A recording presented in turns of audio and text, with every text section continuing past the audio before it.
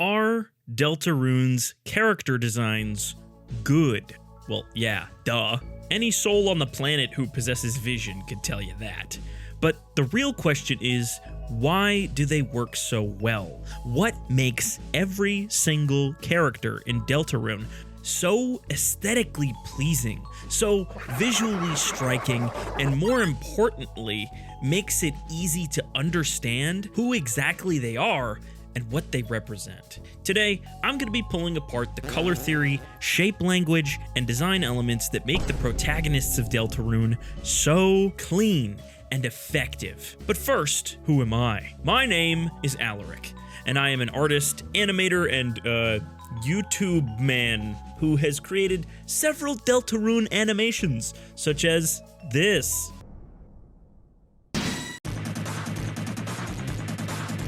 And also this.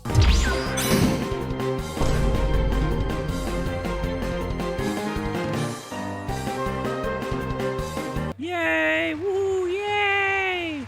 See, I grew up primarily on animated television shows, whether that be Adventure Time, Chowder, The Misadventures of Flapjack.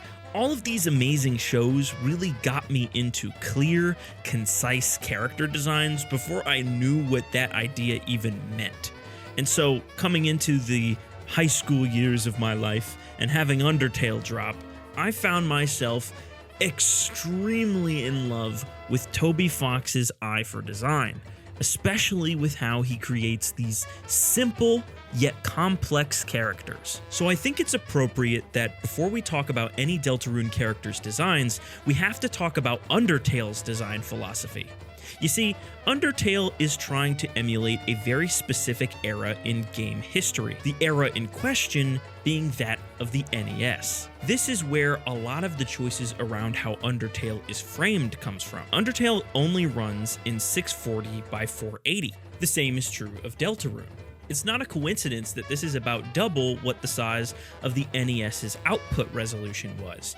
If you put Undertale's art at any point side by side with an NES title, you will see the obvious similarities. Now, with that style comes some obvious limitations. The overworld sprites of Undertale are small, and as a result, can't give you a lot of detail about the characters. So how is it that we can get such specific character designs in such a non-detailed environment?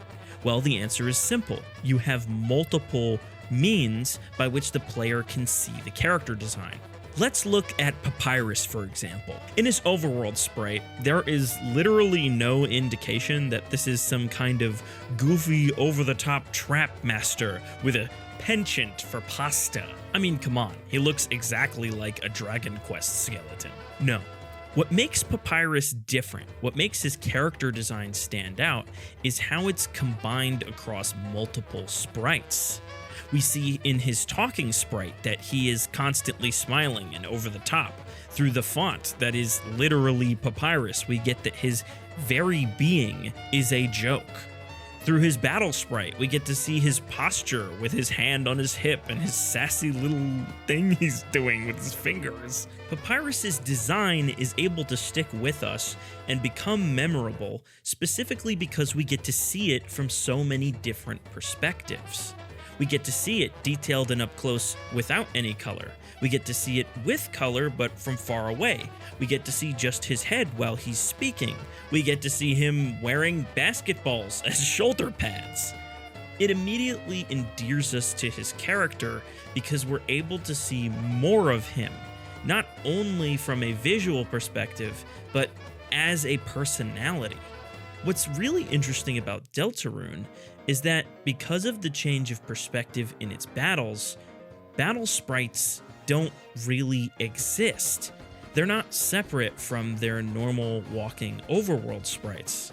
Think back to, for example, the final battle against Asgore in Undertale. In his overworld sprite, Asgore seems to be fairly cheery. It's pretty obvious that he is similar to Toriel. There is nothing imposing or really dangerous about the way he looks. And then the second the battle starts, everything changes. So why change perspective? Why swap us from seeing a very detailed perspective of our opponent to now being able to see a wide-scale perspective of the battlefield featuring both our characters and the opponents? I think there's two main reasons. The first is much simpler. Deltarune is more focused on high-quality animation. Undertale doesn't have very many animated moments, and when they're there, it's kind of jarring and adds some sort of unique feeling to that moment, as opposed to Deltarune, where most things are much more cleanly animated. The other component is that we are now fighting with 3 primary protagonists who all have very complicated relationships to each other. Deltarune is significantly more about us as the player finding a relationship with our protagonist, and our protagonist finding relationships with the people around them, than it is about our relationships to the opponent. As opposed to Frisk, who acts primarily as a vessel for the player, Kris is their own character, a very fleshed out, very complicated character, whose character design we need to see being affected and changed by their actions on the world and our actions on them. So, let's get into it. But before we do, make sure to like and subscribe. Papa needs a new trailer. What can we glean from Kris's character design? The first thing that's always stood out to me about Kris's character design is the color theory at play here. In Kris's light world form, their 2 primary colors are yellow and green, with a secondary dark reddish brown. In their dark world form, this flips to red and blue, more specifically a cyan and magenta. No other character with a light and dark world form has their colors shift so drastically. Why is that? To me, this is clear visual design language to let us know as the player that Kris is a person of duality. Throughout the entirety of Deltarune, it's very clear that nobody really knows who Kris is. What do I mean by this? Everybody in town has an idea of Kris, and this picture that they paint of Kris is very different from what we see as the player. Noelle notes that Kris was a prankster in their youth, someone who was very over the top and extravagant. In the church, when the suggestion comes up that Kris could possibly join the choir, everybody says that it would be a bad idea because Kris would sing swears out loud. But in spite of this, we as the player almost never see this type of behavior throughout the first 2 chapters. It isn't until chapter 4 that Kris, of their own accord, starts choosing to do wacky things in the overworld, whether that be the chugging the juice in the church, or using Susie as a living lawnmower for crackers outside of the holiday house. The vast majority of the time, the way that we see Kris is, similarly to Frisk, as a vessel, someone who is blank-faced, with no autonomy or ability to choose. And yet, through their dialogue options and through all of their interactions, we see their personality leaking out more and more as the chapters go on. It's not a coincidence that Kris's overworld sprite and dark world sprite are opposite complementary colors. Yellow and blue, red and green. These colors stand out next to each other specifically because they are direct opposites. It's also no coincidence that the yellow and green that Kris wears is exactly the same as Asgore and Kara's shirts from the original Undertale. Editor Alaric here with a quick side note. Another small detail that people often miss is that Kris's Dark World colors parallel that of Frisk's shirt, similarly to how their Light World form parallels Kara. Again, another instance of how Kris's color palette and design are meant to represent duality, multiple paths, multiple options, and the ironic possibility of choice that comes from the restriction of being controlled. Clearly, there is imagery that is being elicited to make us question Kris as a person. What is their real identity? What is their motive? What is their purpose in the story? Kris's Dark World form is obviously meant to be some kind of knight or squire, and as we see when beating the knight at the end of chapter 3, Kris is just that. some kind of knighted squire. Even now, after finishing chapter 4, pouring through every moment of dialogue, pouring through all of the character interactions, I still have no idea what Kris's real motive in working with the knight could be, and that's reflected perfectly in the duality of their design.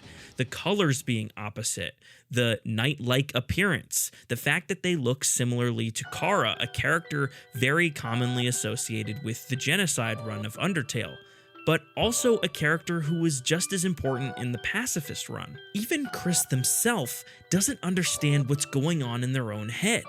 When we see them go through therapy and trying to forget whatever traumatic event it was that triggered all of Deltarune, we see that they can only remember the tree and the voice of a man behind it. Friend is constantly following them throughout the chapters. We see more and more, especially in the weird route, that something happened to Kris that broke them, that changed their perspective, that warped their ability to both identify themselves and be identified by others. And we now, as the player, have the job of unraveling the mystery of who Kris really is. And as of right now, we don't know. And I don't think a single character in the story of Deltarune knows either. But that doesn't mean that we know nothing. We do know that Kris's original personality, this fun, rambunctious, over-the-top person, is still in there and does actually enjoy the things that we give them to do. If Kris really absolutely despised us 100% and absolutely despised having to help Susie and Rouse, they wouldn't be so genuine. They wouldn't, of their own accord, do everything they can to protect the others. They wouldn't be trying to actually win with us. Because clearly, Kris can resist very strongly to the point of ripping us out of their chest and throwing us across the room. Kris's rather blank design tells us exactly what we need to know about them. That they are an enigma. That they are someone we are not going to be able to fully understand. At least not right now. Also, and this might be a little bit of a stretch, but the Kris losing their hand theory has been very popular lately and has been making the rounds. So I'll just make the note that their cloak specifically only goes over one arm and is red and is almost shaped like a slash coming across their body. And, weirdly enough, in the NES-style games that you play with Tenna, and for the weird route, Kris's red scarf doesn't go around their arm. It only goes around their neck. What that might say is up to you. Next up, Susie. Susie's light world design tells us a lot about how she is perceived and perceives herself.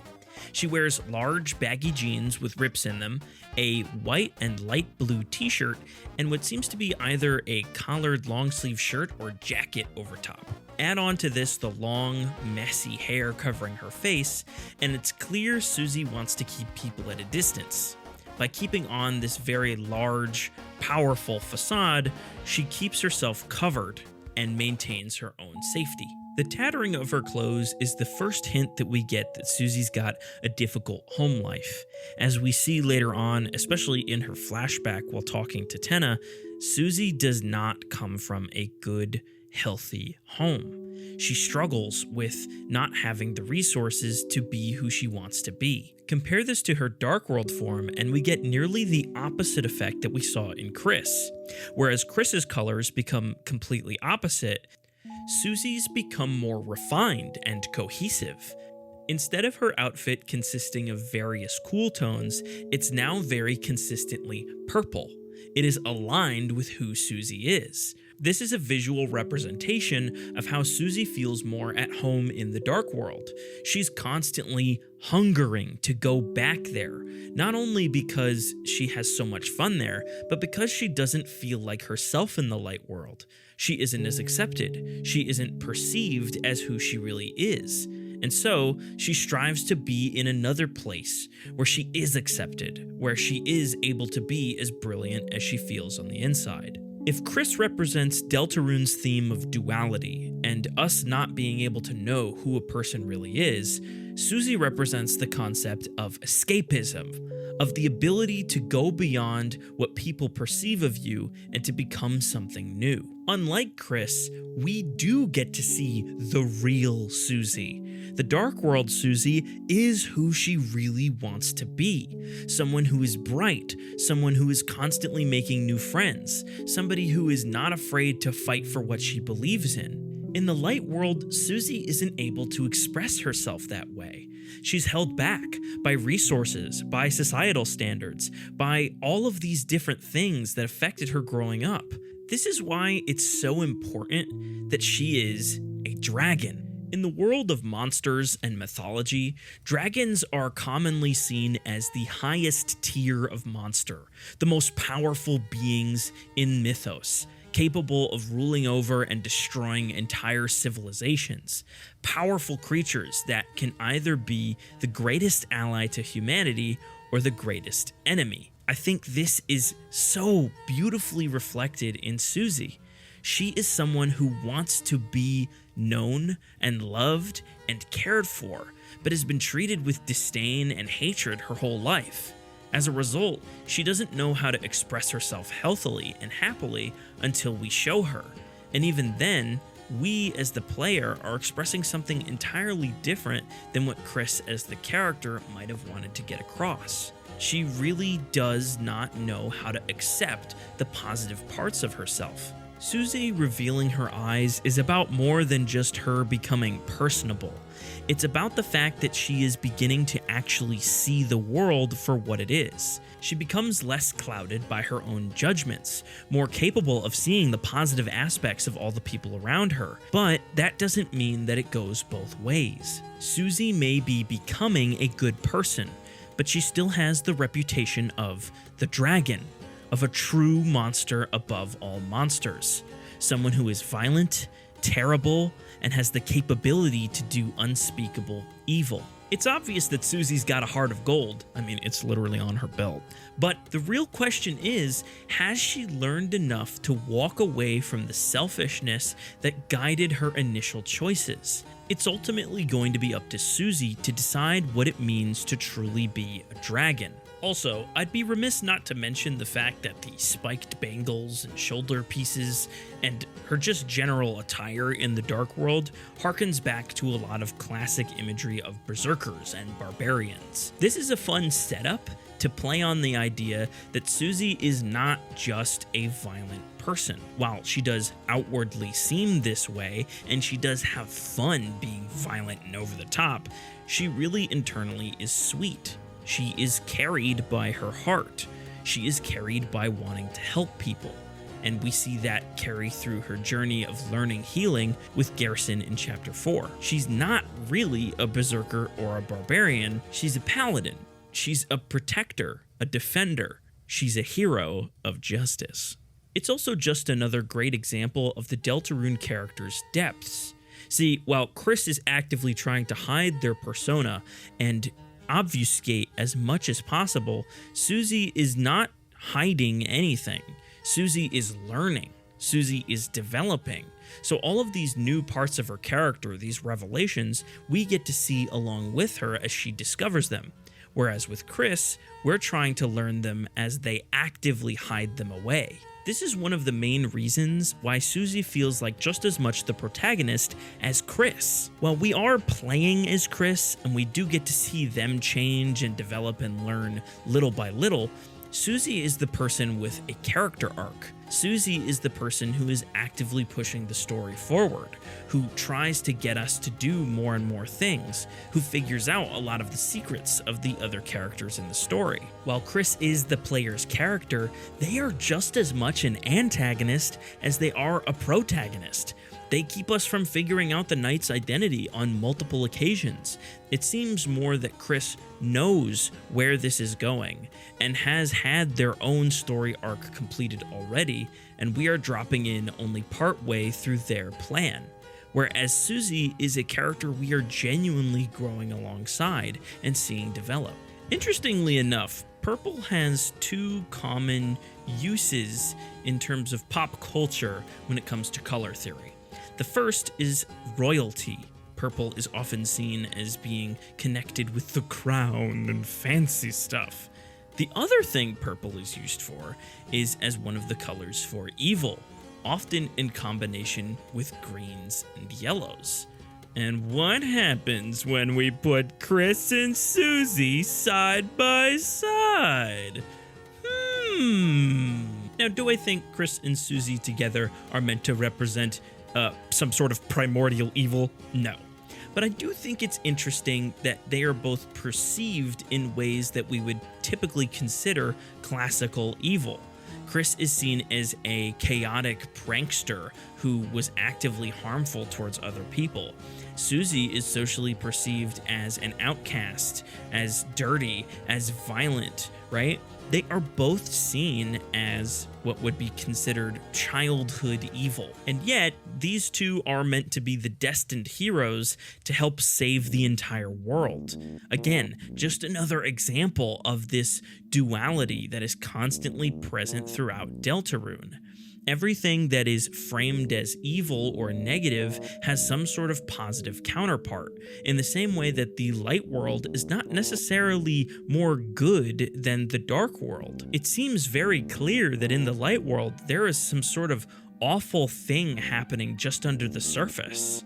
Whether it be the connections to Des's disappearance, the weird things happening in the shelter, Asgore's mysterious leaving from the Force, the disappearances of various people, the fact that nobody can remember the man behind the tree. Deltarune asks us to see that there is always something more, always something beneath the surface. And even with these character designs that someone might consider simple, there are hidden, tiny complexities that add so much to these characters. It's details like Kris's face being completely blank and expressionless every time we physically see it, but it being described in text boxes as having these huge reactions to certain events in the story. Because it's not like Deltarune doesn't do expressions. As a matter of fact, Deltarune might have some of the most expressive sprite work of any game ever. Noelle, when she is shaking Birdly, saying, what, having her eyes bulging out of her skull. The moment before, where Birdly floats down in this ridiculous fashion. All of Queen's expressions. Tenna, just as a character. All of these characters are so willing to push their expressions, their physicality, their designs to their natural limits. And yet, Kris, even while doing the same wacky over-the-top stuff, stares blankly forward, forever reminding us that they are not in control. It's details like that, or like showing Susie's bleeding knuckle at the end of chapter 4 when she breaks the glass for the prophecy, a detail that tells us that Susie, again, is not a normal monster. Other monsters in the Undertale and Deltarune universe do not bleed. We are told that directly by a kid in town. Much like Kris being dressed like Kara, it elicits imagery of Sans at the end of the genocide route, dying and bleeding from his chest, something that no other monster does. Why does Susie bleed? Are we meant to interpret it literally, that she is part human? Are we meant to interpret it more metaphorically, that it represents her determination, similarly to Undyne? A character who Susie very clearly parallels in being this over-the-top, rambunctious, energetic fighter type who is also trained by Gerson. It's very often now that I find characters in games, film, television being written in this extremely flat, bland way. They have no edge. They have no secrets. They have nowhere to go or develop. They spin their wheels over and over, repeating the same character arcs because they refuse to learn. Hell, even some of the best legacy characters I've ever seen spin the wheels for 2 or 3 seasons before they really get to where they need to go. And yet, Playing through Deltarune, I find Kris and Susie to be two protagonists I am more connected to than almost any other. And the why of it is very simple. These two characters are changing and growing and developing as I see them. And it's why their character designs stick with us. It's why drawing them feels so fun and evocative. Because there's just enough of the design that you have a very clear sense of what Toby and Temmie were going for in designing them. But there's just enough left to the imagination that you can take it in a totally different direction. Another great example of this is the Knight, who, oh my god, the Knight. I could do like 12 videos on the Knight, bro. Oh my god, I really want to. The Knight is a character design that is like a masterclass in the beauty of simplicity. This is literally just like a black outline with a couple white lines, and yet it evokes so much imagery. The deer antlers, the holes in the hands reflecting Gaster, the visor also being an eyeball and a mouth at the same time in various animations. Everything about the Knight tells us that this thing is beyond normal comprehension. It is strange, it is evocative, it is a weird creature.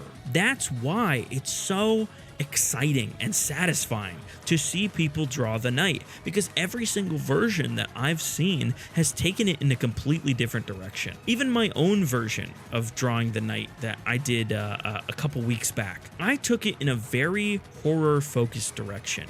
I took the visor and I made it clearly into the mouth, and I used the helmet to become a skull, because to me it felt clear that the Knight has all of these skeletal, bony elements to reflect the possibility of this thing being a corpse or a creature that goes beyond death. But that's just my interpretation.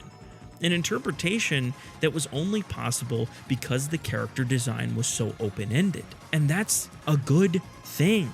So often now do pieces of media, from video games to movies, try to tell you exactly what's going on, to the point where there is no room for the imagination. There's no room for your own interpretation or development or growth outside of just what they showed you. And it's a shame. It's a travesty. As much as I love a good photorealistic video game, please give me a game where I can pull apart the art style.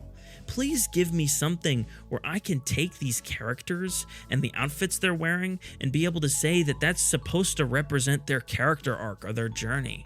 Susie and Kris are perfect examples of this. Perfect examples of characters representing both duality and the perspective of society. Characters that are trying to show you that what we are as we present ourselves initially is not who we are going to end up being. Sometimes by choice, and sometimes by circumstance. So yeah, Deltarune's character designs are genius, and it's because there was thought put into every single component. From the color theory to the structure of their clothing, all of these elements combine to create character designs that are evocative not only of their backstories, but also of where they're going to go next, while staying simple enough to give you room to interpret and perceive these characters in your own way. I mean, there's a reason that Susie's boots on the overworld sprite are literally just black and have a yellow line at the bottom. You could interpret her boots however you want. If you want to see them as like black Timberlands, cool. If you want to see them as Doc Martens, cool. If you want to see them as high top sneakers somehow, I'm sure there's someone out there who saw her outfit and thought of it like that. And there's nothing wrong with it. It makes the designs stronger. It makes it easier for the community to engage in creating art around it. And it just makes it fun to pull apart. The reason that Deltarune's theories and characters are so fun to talk about and chew on is because they leave visual and writing wise room for interpretation. And I hope to see that continue into Chapter 5 next year. Oh, by golly, I sure do. Speaking of Chapter 5, if you'd like to see that, come out on time, you know what you're gonna have to do? You're gonna have to like and subscribe on the channel. Yup. That's right, baby. If you don't like and subscribe right now, Chapter 5 is gonna get thrown into a dumpster like Spampton, baby. Dropkick! But seriously, thank you all so much for watching. It's been insane to see the amount of love and attention that the channel has gotten. We recently passed 1,100,000 views. I don't even know how that happened. Thank you. I am super excited to keep making more videos and you know, make more cool stuff for y'all. Coming up next is going to be the finished version of the Garrison versus Susie Hammer of Justice animation, and then another little horror thing, a little horror deal. Yes, it'll be very spooky. Yes, very spooky for October. Yes. If you want to see more from me, click this big thing. It looks all my animations. Go watch them. Go watch my animations. And if you want a longer form video to listen to while you're having lunch or breakfast or dinner or whatever, here's a 3-hour video of a Five Nights at Freddy's quiz that I tortured my friends with a few weeks back. I love this video. Please watch it. Please. We need more watch hours for the channel. Help. And if you want to see another video where I break down the designs for Rousey, Noelle, and Birdly, let's get 10 billion likes and 4 billion views.